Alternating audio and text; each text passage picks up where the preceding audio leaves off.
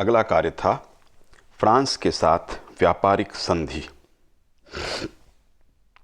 Palmerston के प्रयास के फलस्वरूप 1860 में इंग्लैंड और फ्रांस के बीच एक व्यापारिक संधि की गई। इस व्यापारिक संधि के अनुसार दोनों देशों ने एक दूसरे की आयात की गई वस्तुओं पर से कर हटा दिया। फ्रांस ने इंग्लैंड से आने वाले लोहे और कोयले पर आयात कर कम कर दिया और जिन वस्तुओं के आयात का निषेध था उनको आने की आज्ञा दे दी। इंग्लैंड ने फ्रांस की बनी हुई मदिरा पर आयात कर घटा दिया और अनेक वस्तुओं पर से आयात कर बिल्कुल समाप्त कर दिया। अपनी इस नीति के द्वारा इंग्लैंड ने स्वतंत्र व्यापार की दिशा में महत्वपूर्ण कदम उठाया तथा फ्रांस के साथ मैत्रीपूर्ण संबंध स्थापित किया। फ्रांस और इंग्लैंड के बीच जो प्रतिस्पर्धा की भावना थी व्याप्त थी, उसको पामस्टन ने शांत करने में महत्वपूर्ण भूमिका का निर्वाह किया था। 7वां कार्य था गृह नीति के अंतर्गत संसदीय सुधार के प्रयास। लॉर्ड जॉन रसेल ने 1860 में पार्लियामेंट में सुधार करने के लिए एक सुधार विधेयक प्रस्तुत किया।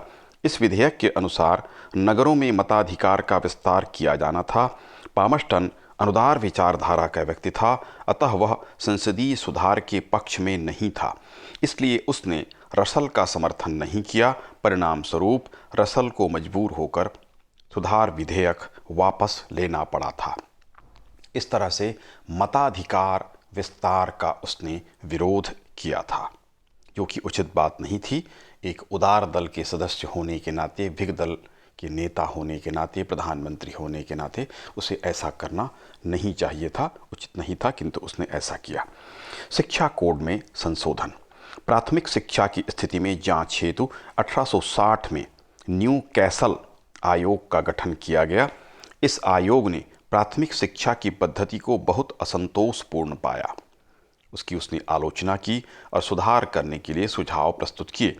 इन्हीं सुझावों के आधार पर लो नाम के व्यक्ति ने शिक्षा कोड में संशोधन किया।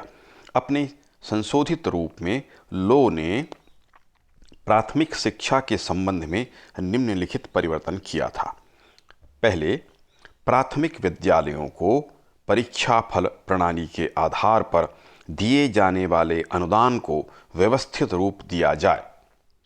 दूसरा, विद्यालयों को प्रत्येक प्रशिक्षित अध्यापक के लिए अनुदान दिया जाना चाहिए या दिया जाए।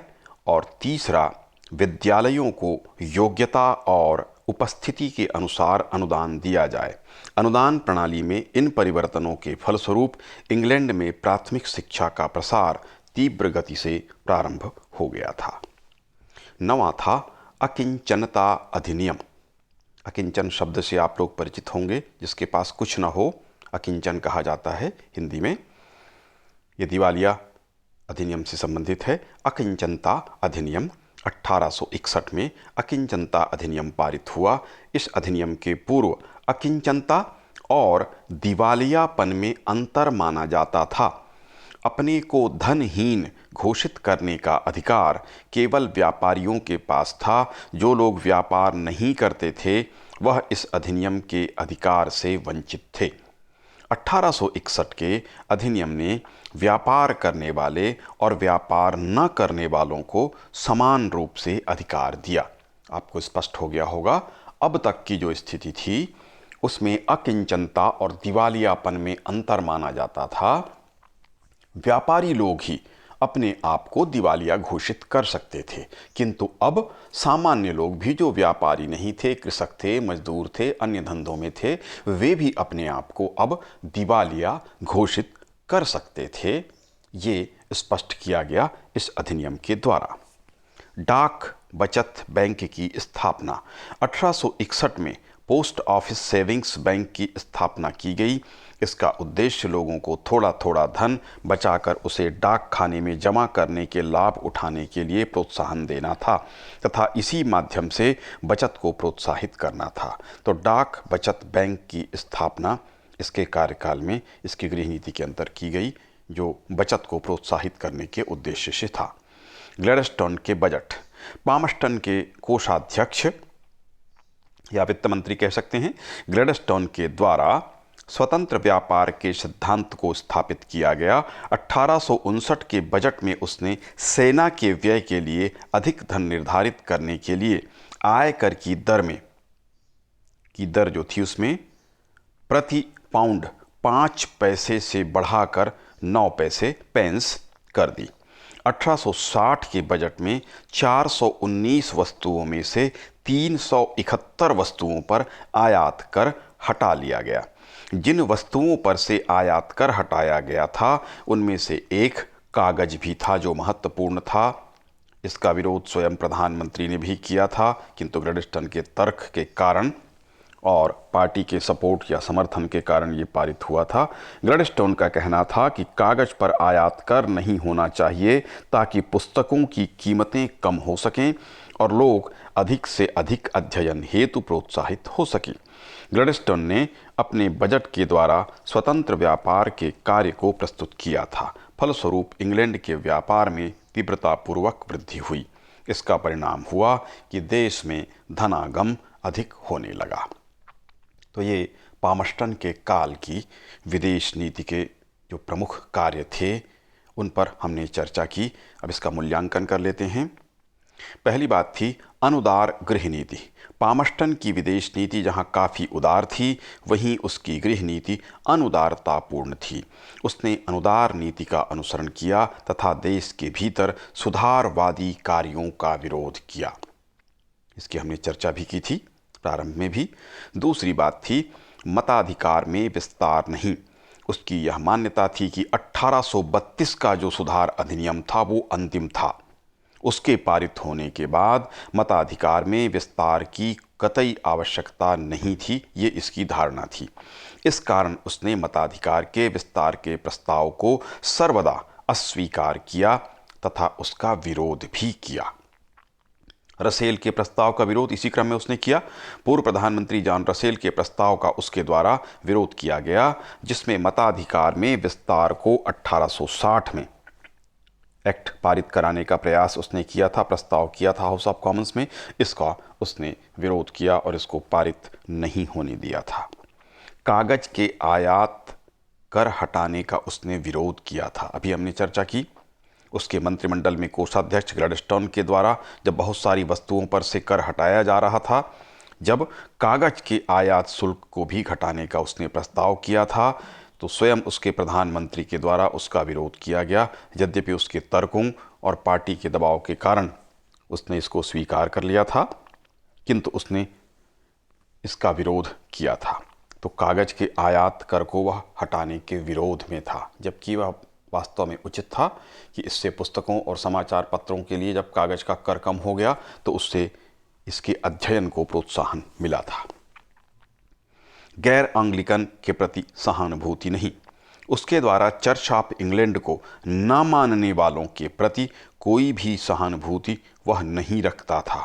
वह अन्य मतावलंबियों के प्रति अनुदार था तथा उन्हें किसी प्रकार की सहायता पहुंचाने के पक्ष में वह कदापि नहीं था। ये भी उसकी अनुदारतापूर्ण नीति को स्पष्ट करता है। आयरलैंड के कृषकों की उसने मदद नहीं की। विधर्मी थे, कैथोलिक पंथ को मानने वाले थे। आयरलैंड के कृषकों की दयनीय दशा थी, किंतु उनकी समस्या की ओर पामस्टन ने कोई ध्यान नहीं दिया, जबकि उसको आयरलैंड और वहाँ के कृषकों की स्थिति का भली प्रकार से ज्ञान था। इस प्रकार से आयरलैंड के कृषकों के प्रति उसकी दोहरी नीति रही थी। इतिहासकार मॉरिस के अनुसार जब तक पामस्टन जीवित रहा तब तक वह पूर्ण रूप से स्पष्ट रहा कि देश में किसी प्रकार का सुधार संभव नहीं था। वह नाम के लिए विघ था, पर ऐसे किसी नियम का विरोध ही नहीं बल्कि प्रबल विरोधी था जिससे देश में जनता या प्रजातंत्र की शक्ति में वृद्धि हो। ये मॉरिस ने लिखा, बिल्कुल सही कथन था। साउथगेट के अनुसार पामस्टन को प्रजातंत्र में विश्वास नहीं था, वह राजनीतिक एवं सामाजिक सुधारों के पक्ष में नहीं था। साउथगेट का कथन भी पूरी तरह से उपयुक्त है। प्रजातंत्र में उसका विश्वास नहीं था। मताधिकार के विस्तार का उसने लगातार विरोध किया।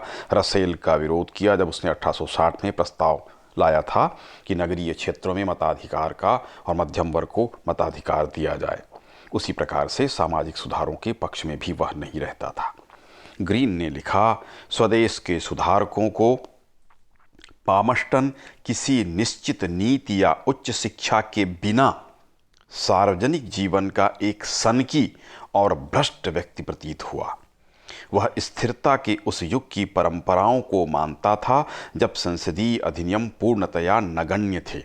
जब ब्राइट ने गृहस्थों के मताधिकार के पक्ष में तर्क दिया, तब उसने अपने परिश्रम को मरे हुए घोड़े को चाबुक मारने जैसा महसूस किया। मतलब उसने महसूस किया, ब्राइट ने, कि उसके प्रयास व्यर्थ का वो प्रयास कर रहा है, मरे हुए घोड़े को चाबुक मार रहा है, वो उठ नहीं सकता, यानी पारित हो ही नहीं सकता, जो काम हो नहीं सकता उसके लिए वह प्रयास कर रहा है, ऐसा उसने महसूस किया। ग्लैडस्टोन ने भी कहा कि हम सुधार विरोधी युग में निवास कर रहे हैं। इस तरह से उसकी गृह नीति की कटु आलोचना की जाती है। जो कुछ सुधार संभव हुआ था वह उसके कारण संभव नहीं हुआ था, बल्कि ग्लैडस्टोन जैसे और अन्य उदार व्यक्ति, जो विग दल मूल रूप से उदार दल माना जाता है, आपको ज्ञात होगा, टोरी दल या कंजर्वेटिव पार्टी जो है वो परंपरावादी ज़्यादा और अनुदार पार्टी कही जाती है, और विग दल जो था वह उदारवादी दल माना जाता है। उसका नेता होते हुए भी, उसका प्रधानमंत्री होते हुए भी उसने अनुदार नीति का अनुसरण गृह नीति के अंतर्गत किया था। मूल रूप से उसका ध्यान गृह नीति की ओर ज़्यादा नहीं था और वह अधिक सुधारों के, प्रजातंत्र के विकास के पक्ष में नहीं था। वह समझता था कि जितना सुधार हो चुका उतना पर्याप्त है और सुधार करना उचित नहीं है, उसकी आवश्यकता नहीं है, उससे उल्टे व्यवस्था बिगड़ती है, ऐसी उसकी मान्यता थी, ऐसी उसकी धारणा थी। इसलिए उसकी गृह नीति की अनेक विद्वानों ने, ज़्यादातर विद्वानों ने कटु आलोचना की है।